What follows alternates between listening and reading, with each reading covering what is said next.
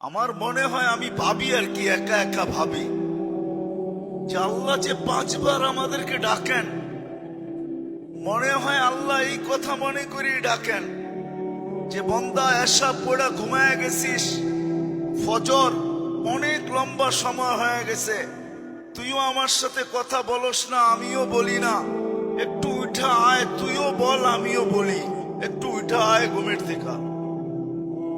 আমার মনে হয় এই জন্য ফজরে ডাকেন যে লম্বা সময় হয়ে গেছে, তোর সাথে তুই ঘুমের ঘরে ছিলি, কথাবার্তা তোর সাথে হয় না, তুইও বলস না আমিও বলি না, একটু ঘুমের থেকে উঠা আস, তুইও বল আমিও বলি। কেন নামাজে তো কেরাত আছে, কেরাত তো আল্লাহর কালাম। আবার যখন জোহর হয় তখন মনে হয় আবার বলে কাজে কামে ব্যস্ত হয়ে গেছিস, আয় একটু কথা বল।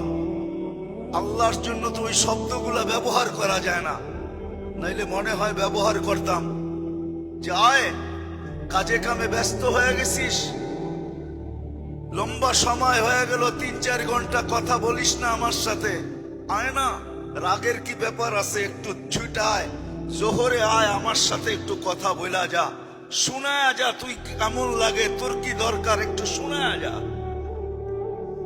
আমার মনে হয় কথা বলার জন্য ডাকে, নামাজের জন্য ডাকে না।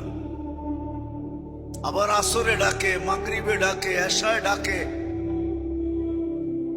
আবার যখন এশায় ঘুমায়া যায় তো বন্দা ভাবে যে আমি তো বিছনায় চলে গেলাম, কিন্তু আল্লাহ বলে না, তুই বিছনায় যাস নাই, এশা পড়ছিস মানে অর্ধেক রাত পর্যন্ত তুই আমার কাছেই আসস।